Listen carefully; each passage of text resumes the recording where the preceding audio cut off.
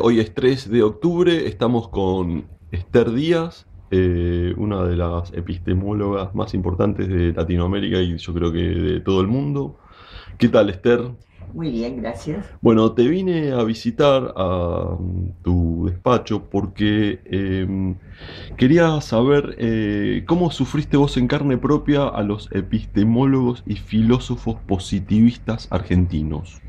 Lo voy a hacer muy corto porque son casi 30 años o más de lucha contra ellos y de ellos contra mí. Mejor dicho, no es que yo me puse a luchar contra ellos, sino que cuando ellos vieron que yo tenía un pensamiento diferente, que me atrevía a criticar su pensamiento objetivo, no comprometido con la realidad, defendiendo que la ciencia no tiene responsabilidad ética y que debe investigar independientemente de las conclusiones a las que llegue, porque siempre debe buscar la verdad, y que hay un solo método en la ciencia. Bueno, cosas que ya a mí me parecieron un disparate cuando era alumna y no tenía armas para defenderme, una posición diferente, pero en el cuerpo yo sentía algo que eso no podía ser así, que no podía ser que quienes preparan las fórmulas matemáticas para que después se pueda explotar la bomba atómica no tuvieran ninguna responsabilidad ética ante la sociedad. Eso me resultaba absurdo. Lo mismo que todas las ciencias tuvieran un método único. Cuando yo recién entré cuando vino la democracia y pude entrar como profesor a la universidad, porque yo me recibí justo cuando empezaron los problemas políticos en la Argentina, así que no había ejercido en ámbitos oficiales.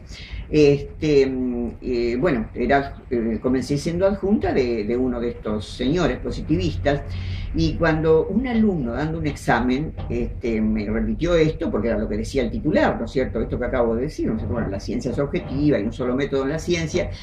Entonces le tomé examen a un alumno que daba muestras de haber estudiado.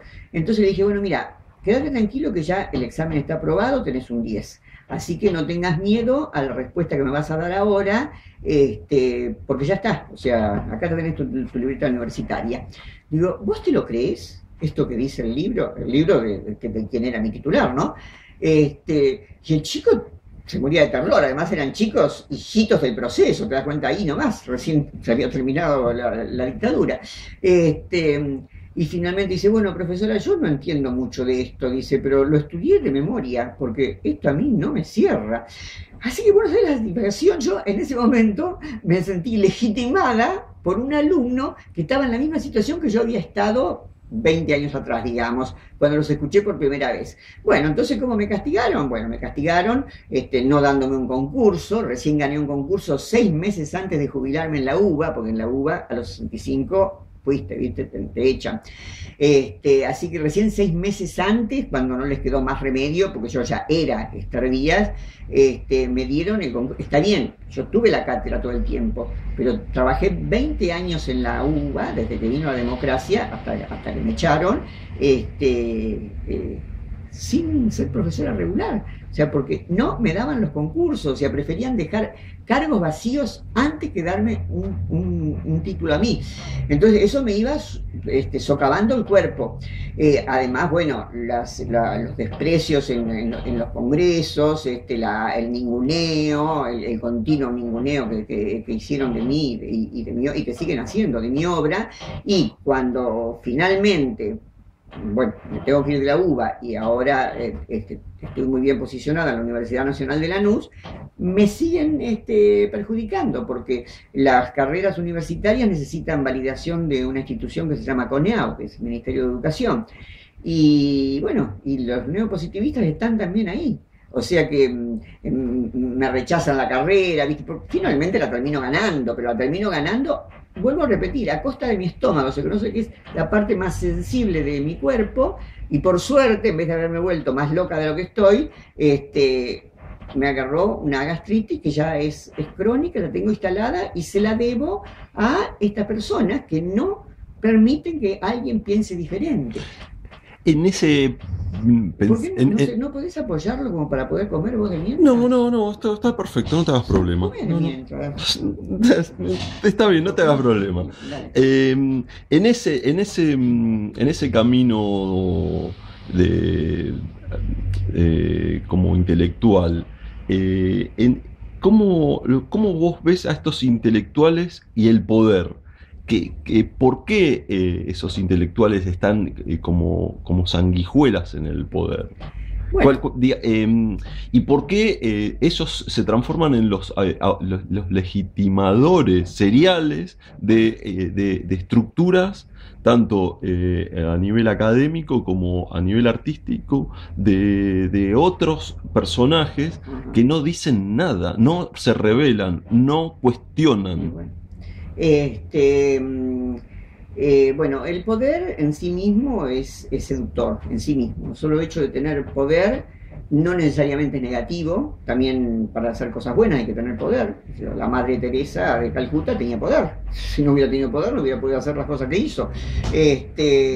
El Papa Francisco será muy humilde, yo no me lo creo, pero bueno, será muy humilde, será muy amante del pueblo y lo que sea, pero tiene un poder impresionante.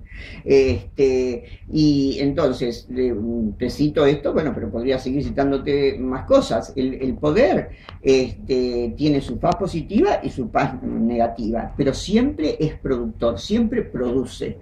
Puede producir cosas positivas, como el poder de un maestro de una escuela perdida en una provincia que tiene poder en su ámbito como para que esos chicos se socialicen y puedan de alguna manera entrar en la sociedad. Y está el poder de estas personas que vos citás, que además de darle la posibilidad de producir su propia obra y la de sus amigos, y de que se venda y que se exponga, da dinero y da sexo. O sea, cuando tenés lugares más altos de poder, a no ser que seas mina, o sea, si no sos una mujer, hablando de hombres, tenés más posibilidad de sexo. O sea, en las mujeres no, porque como vivimos en una sociedad muy machista, una mujer que se destaca en general no es objeto de deseo sexual para los pares, por lo menos, ¿no es cierto? Que se destaca en tareas intelectuales. Por supuesto que una mujer que se destaca por su cuerpo, como una vedette o una modelo, es diferente. Así que bueno, el que tiene poder tiene dinero, tiene amistades, tiene posibilidad de dar cargos a los que piensan como él, y lógicamente, ¿a quién no le va a gustar eso? Pues fíjate que hasta las instituciones defensoras de los derechos humanos se enamoran del poder. Como una institución que incluso muchas personas perdieron la vida en ella, como por ejemplo Mares de Plaza de Mayo, después de más de 30 años, siguen las mismas autoridades al frente. ¿Te das cuenta de eso de enamorarse del poder? Bueno, en el caso de la Asociación de Críticos de Arte, creo que están desde el año 76 y no han sido elegidos. Y en el fútbol. Y entonces, ¿cuál es el camino del intelectual independiente, del artista independiente? Bueno, del filósofo independiente. Del filósofo independiente. Bueno, ¿cuál es el camino que nos queda para avanzar hacia la verdad? No sé si esa es la verdad, pero o sea, la justificación. Un poco más a un sistema más equitativo. O sea, porque yo tampoco estoy de acuerdo en que se dé vuelta la tortilla, arriba a los de abajo. O sea, yo no quiero tampoco tomar el poder hegemónico y hacer lo mismo que me hacen a mí. De ninguna manera. O sea, yo siempre prefiero estar en la resistencia. En lo posible, nunca ser oficialista de nada. Siempre estar en la resistencia.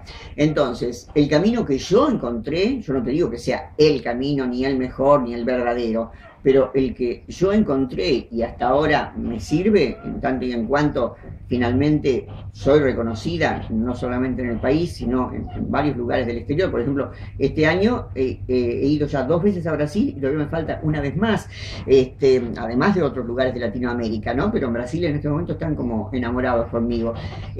Así que, ¿cómo lo hice yo? Resistiendo. O sea, porque yo conozco muchos colegas que ante la lucha tan cruel que es estar en ciertos espacios, sobre todo en la Universidad de Buenos Aires, se han pasado de bando.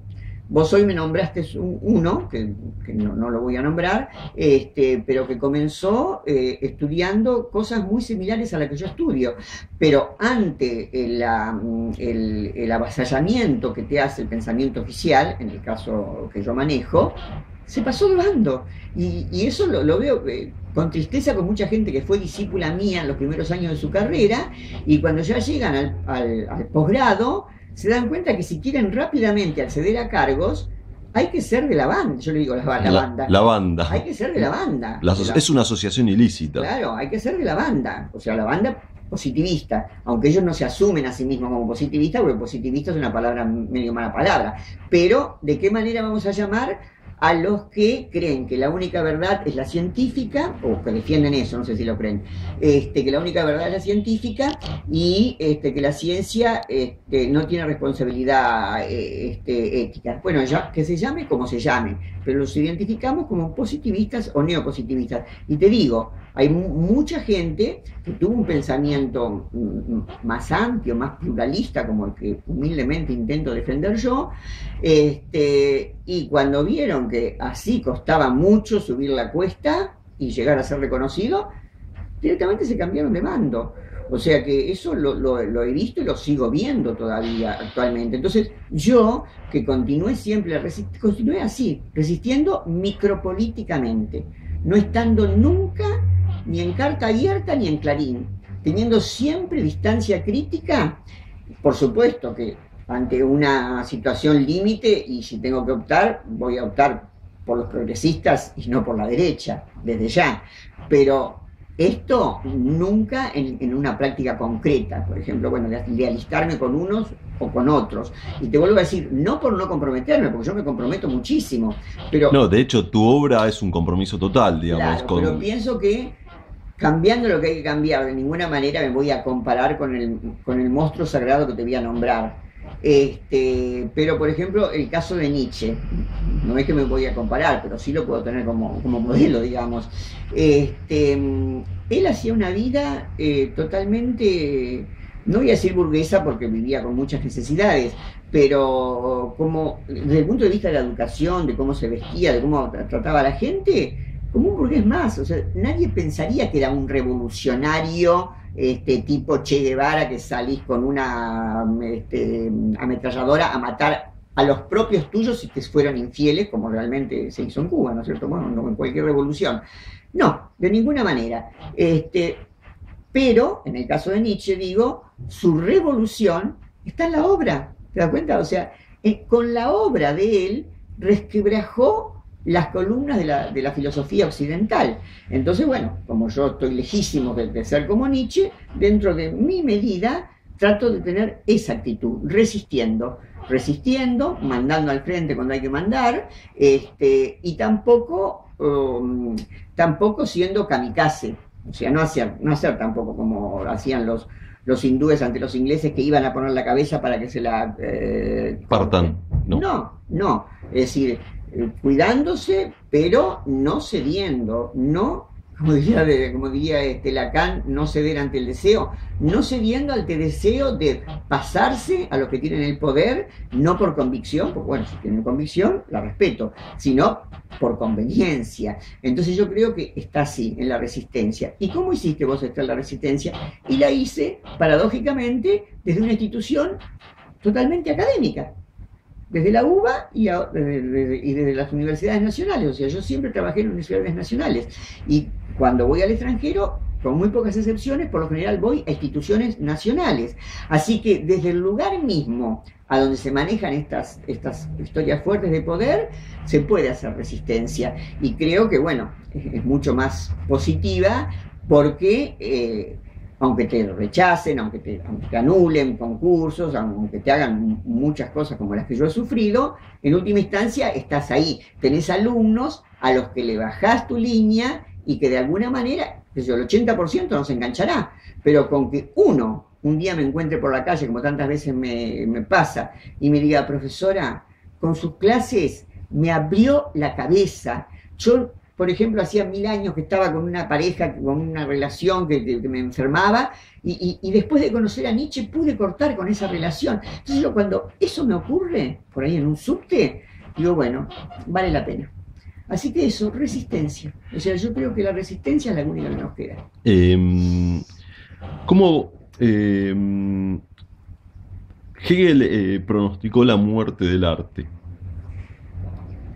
¿Cómo podemos interpretar a Hegel en el 2013? Bueno, pero Hegel pronosticó la muerte del arte dentro de su visión particular del arte, que la voy a decir brevemente.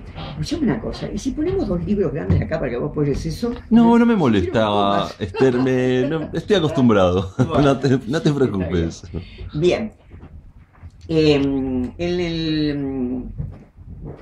Pido perdón por el esquema sintetizado que voy a hacer de Hegel, pero bueno, las circunstancias lo exigen y los medios también. En la concepción hegeliana del desarrollo del espíritu, como dice él, el arte llegó a su cúspide. No puede haber, según Hegel, un arte que supere al arte griego. Entonces, después de lo que lograron los griegos, ¿por qué fue tan maravilloso? Porque vos podés decir, bueno, no, pero actualmente se pueden hacer esculturas tan bellas o más bellas que las que hicieron ellos. No, no, no. El tema no es solamente el objeto, sino la espiritualidad que acompañaba ese objeto. Cuando el griego antiguo, mejor todavía arcaico, pero bueno, vamos a decir hasta antiguo, subía a la Acrópolis para rendirle culto a esas esculturas, el griego creía que en la estatua del dios estaba el dios. Fíjate vos que ni los católicos creen eso. Por más que los católicos tienen imágenes de sus héroes, son los santos, no creen que el santo está ahí, son conscientes de que es una representación, ¿no es cierto? Pero el griego, como no tenía una religión culposa como la cristiana en general, bueno, como todos los monoteísmos en general, como era politeísta y tenía una cantidad de valores y no había un peso moral desde el punto de vista de la religión, cuando llegaba ante las estatuas de la Acrópolis, no eran obras de arte solamente como son para nosotros, era obra de arte y era el espíritu mismo que estaba ahí, el espíritu que él compartía, el espíritu de los dioses compartidos con él. Sería como nosotros acá que estamos con factura tomando algo, así sería como, y cuando ellos hacían un sacrificio, era como sentarse nosotros entre amigos, los dioses eran amigos de ellos. Entonces ese arte que logró esa comunión con el pueblo, esa comunión absoluta, sin ningún dogma culposo, como el arte cristiano, que también es bellísimo, pero que ya no tiene esa característica que tenía el griego, ahí ningún arte para Hegel puede superar a ese. Pero eso no quiere decir que no siga habiendo arte. Esa muerte del arte es como una chicana, como diciendo, bueno, a eso no lo vas a superar, así como él pensaba que su filosofía, la propia de Hegel, tampoco se va a superar. La filosofía, o sea, la muerte de la filosofía también se da con Hegel, pero no porque no vaya a seguir habiendo filosofía, sino porque él creía que una filosofía Marx no tenía complejo, como verás, ¿no? Al psicoanalista no hubiera ido, estaba muy bien de la autoestima. Por ejemplo, a sus alumnos les deseaba que fueran unos buenos profesores de filosofía, porque filósofos ya no iban a poder ser, porque él era el último filósofo. Así que así hay que ver en ese contexto la muerte del arte, no la muerte del arte, sino no va a haber un arte que supere al clásico griego. Por eso va a seguir habiendo arte, pero no va a haber uno mayor que él. Lo mismo con la filosofía, va a seguir habiendo filosofía, pero yo ya dije la última palabra sobre la filosofía. Va a seguir habiendo política, pero la política murió con el Estado prusiano, porque no puede haber una política más perfecta que la de este Estado, que conocía él que era el suyo, que la del Estado prusiano. Así que no es una negación idiota de negar lo obvio, la política va a seguir, la filosofía va a seguir, el arte va a seguir, sino es una evaluación desde su punto de vista de que lo máximo en todos esos ámbitos ya los dio la historia, porque no hay nada que pueda superarlos en el sentido de él, ¿no? Era superar recuperando. O sea, es como cuando uno haciendo un ejemplo que lo volvería loco a Hegel, pero que es didáctico desde mi punto de vista. Cuando uno pone dinero en plazo fijo, bueno, si no está en Argentina y en época de Corralito, después lo recupera enriquecido. Pero mientras que lo tenés en el banco, es como si no fuera tuyo ese dinero, no puedes hacer nada con ese dinero. Entonces, eso es la muerte de tu dinero. Pero cuando renace tu dinero, cuando lo retirás, renace enriquecido, porque ahora te dan intereses también. Entonces, cambiando lo que hay que cambiar, sería lo mismo con esto. El arte murió, porque ya llegó a la cúspide, pero los que hagan arte de aquí en adelante van a hacerlo enriquecidos con el arte que viene de los que estuvieron antes que nosotros. ¿Vos por qué crees que en la época menemista desapareció el cuerpo humano de la órbita institucional, digamos? En el menemismo y el kirchnerismo se encargaron muy bien de legitimar obra geométrica abstracta y desaparecieron a lo figurativo y a lo figurativo social de la escena, la desaparecieron.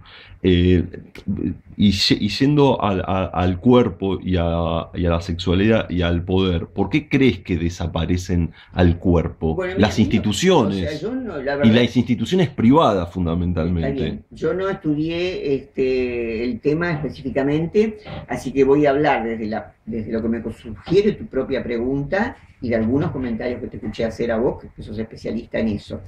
Yo lo primero que pensé cuando me hiciste ahora la pregunta es en la tradición y la religión originaria de Menem. No te olvides que Menem viene de tradición islámica y él se convirtió al catolicismo porque, bueno, aspiraba a ser presidente de la República y en la Constitución argentina figura, no sé si con las modificaciones que se hicieron en su época eso cambió, pero figura que el presidente debe ser católico. El presidente de la Argentina, por lo menos cuando yo estudiaba la Constitución, figuraba así, debe ser católico. Así que él se convirtió como se convertían los católicos, los judíos en épocas de persecución. No sé si lo hizo por convicción o no, pero evidentemente había una conveniencia detrás de ello. Y hace muy poco estuve en países islámicos y cuando vos me hiciste esa pregunta, me acordé de eso, de que todo el arte en los países islámicos es no figurativo, porque el Islam, me lo compré ahora el Islam después de haber estado entre ellos para comprobar con mis propios ojos las cosas que vi y que realmente los dice el Islam, porque por respecto a las mujeres, del arte, etcétera, no puede tener representación. Así que yo creo que desde un punto de vista, porque no creo que haya un solo motivo, pienso que será una multiplicidad de motivos, pero bueno, vayamos decantando algunos. Pienso que un motivo es ese, la tradición de Menem, la tradición personal de Menem y familiar, porque él también metió a su familia, ¿no es cierto?, en el poder, bueno, como hacen todos. Así que eso debe ser uno de los motivos. Uno de los motivos. Ahora, respecto del cuerpo, me confunde un poco, porque el cuerpo se mostró mucho en la época menemista, fuera del arte, ¿no? El cuerpo se mostró mucho. Él incluso, como presidente, en un país tan presidencialista como el nuestro, hacía ostensión de que le gustaban las chicas de bellos cuerpos y semidesnudas, incluso, bueno, en fiestas a donde las gatos iban a tratar de tener algo con él, él se fijaba en las más jovencitas, en las más lindas, en las que tuvieran mejor cuerpo, y circulaba ahí de tongas.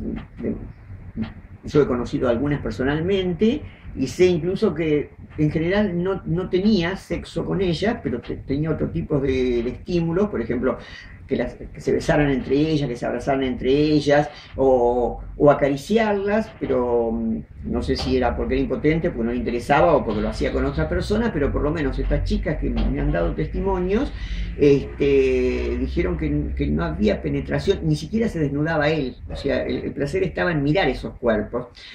Así que en la corte, digamos, no estaban prohibidos los cuerpos. Pero en las Ahora, paredes, en el arte, claro, apareció muy fuerte, inclusive en los concursos y en sí. las instituciones privadas, el arte geométrico y el arte geométrico abstracto, Y desterrando al cuerpo más me lo humano. decís y más veo la cultura islámica, más lo veo. No te olvides que pasó lo de la AMIA y hubo una fuerte, hay una fuerte sospecha de que hubo connivencia de parte del gobierno en eso. De hecho, todavía no se hizo justicia. No te olvides que en su época se hizo la mezquita fastuosa que hay en Palermo. Es la mezquita Este, más grande de Latinoamérica. o sea que ahí uno Le tiene que haber una entregaron el predio de connivencia. una plaza pública, Y que bueno, me ahí hay parece una muy bien, pero connivencia. también pasó esto. La ciudad de Buenos Aires le entregó lo que hoy se denomina el Malva a este Constantini. Le Sí, entregaron una plaza pública a sí, Canon 0 a 20 años. Le regalaron plazas públicas. sí, sí, sí, En sí, este, sí, entonces, ¿cómo? El poder sigue legitimando a los mismos poderosos. Y lógicamente. pero la pregunta mía es la resistencia. ¿Qué tiene que hacer? ¿Qué hacer? Es la Ah, pregunta. bueno, la resistencia lo que tiene que hacer es seguir adelante con sus convicciones. Voy a volver otra vez a los griegos, pero ahora a la mitología griega. Bueno, conoces el mito de Sísifo. Sísifo, como ofendió a los dioses, estaba castigado con los castigos. El castigo de los dioses era eterno, o sea, no terminaba nunca. Se reiteraba, se reiteraba, se reiteraba por toda la eternidad. Entonces, Sísifo fue castigado de la siguiente manera: tenía que levantar una piedra muy pesada hasta la cima de una montaña. Tan pesada era la piedra que se le pasaba el día entero para poder subirla. Y tan pronto como llegaba al lugar donde tenía que depositarla, la piedra caía de nuevo. Entonces al otro día tenía que volver otra vez a subir esa piedra. Y ese era un castigo perpetuo. Y sin embargo, hay algunos autores que dicen, tendríamos que imaginarlo a Sísifo con una sonrisa. ¿Por qué? Porque seguía resistiendo. Él sabía que esa piedra se iba a volver a caer, pero igual la subía de nuevo cada día. Entonces eso nos remite a los campos de concentración, por ejemplo. En los campos de concentración, sé mucho más casos de Alemania que de los campos de concentración argentinos, lamentablemente, de cómo era la resistencia, pero sé algo también. Pero empecemos con los de Alemania. Hay testimonios, incluso hay películas testimoniales, en que gente que sobrevivió a los campos dice que la manera de resistir dentro del campo, cuando sabían que sí o sí iban a terminar en el horno, como bueno, como Sísifo, la piedra se le iba a caer, los hombres buscaban, aunque sea un pedacito de vidrio, para afeitarse, para no entregarse y afeitarse, aunque supieran que mañana lo iban a llevar al campo, lo iban a llevar al horno. Las mujeres trataban de encontrar algo con lo que lavarse, un pedacito de algo animal que tuviera un poco de grasa como para poder lavarse. Y si había parejas enamoradas, los otros presos hacían un círculo para taparlos de los SS y que hicieran el amor. Era otra manera de resistir, o sea, reafirmar la vida. ¿Cómo se resiste? Reafirmando la vida.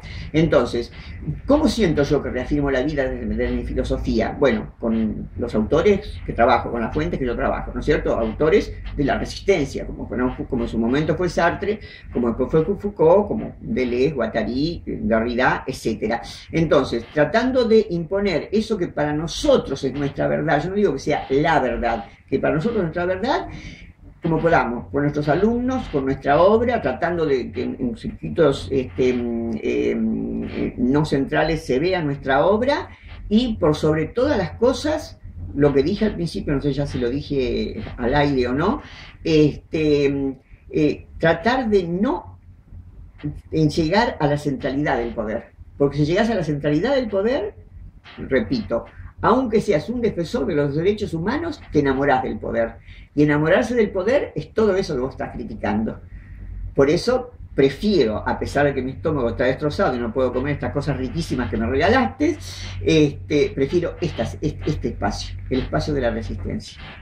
Bueno, te agradezco mucho, Esther Díaz, por haberme dado un espacio en tu vida.